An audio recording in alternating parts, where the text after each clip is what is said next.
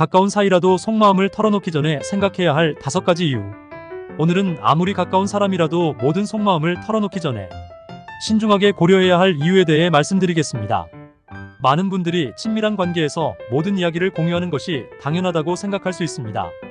그러나 이는 오히려 관계를 해치고 불필요한 갈등을 초래할 수 있습니다.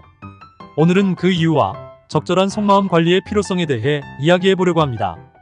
첫째, 과도한 털어놓기는 오히려 관계를 악화시킬 수 있습니다.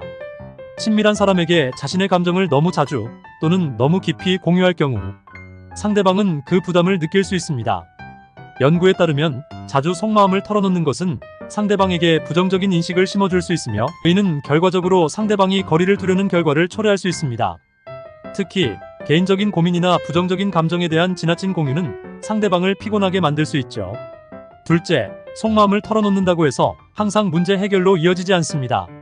많은 사람들은 속마음을 털어놓으면 마음이 가벼워지고 문제도 해결될 것이라고 기대합니다.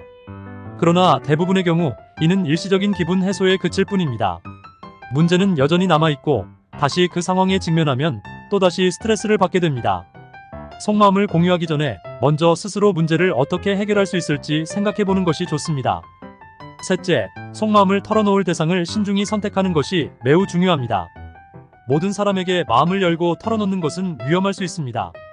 상대방이 내 이야기를 어떻게 받아들일지 또는 그것이 나중에 어떤 방식으로 나에게 돌아올지 알 수 없기 때문입니다.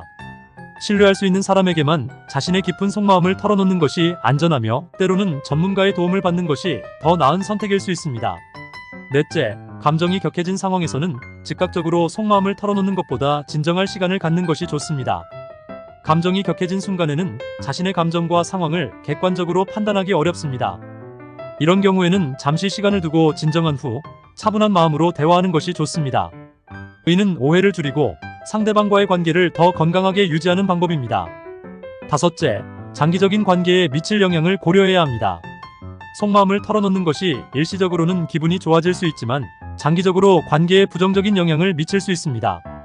예를 들어 분노나 질투와 같은 감정은 상대방에게 강한 인상을 남기며 이후 관계에서 지속적인 갈등의 씨앗이 될 수 있습니다. 이러한 감정을 다루는 방법을 배우고 상황을 신중하게 고려하는 것이 중요합니다. 속마음을 털어놓는 것이 항상 부정적인 것은 아닙니다. 오히려 자신을 이해하고 적절한 방식으로 감정을 표현하는 것이 건강한 관계를 유지하는 데 중요한 요소입니다. 하지만 모든 상황에서 속마음을 전부 털어놓는 것이 옳다고 할 수는 없습니다. 관계를 유지하고 신뢰를 쌓아가는 과정에서 필요한 것은 적절한 거리를 유지하는 지혜입니다. 감정을 건설적으로 관리하고 상대방과의 소통에서 균형을 맞추는 것이 중요합니다. 속마음을 털어놓는 것은 관계에서 중요한 요소일 수 있지만 신중함과 지혜가 필요합니다.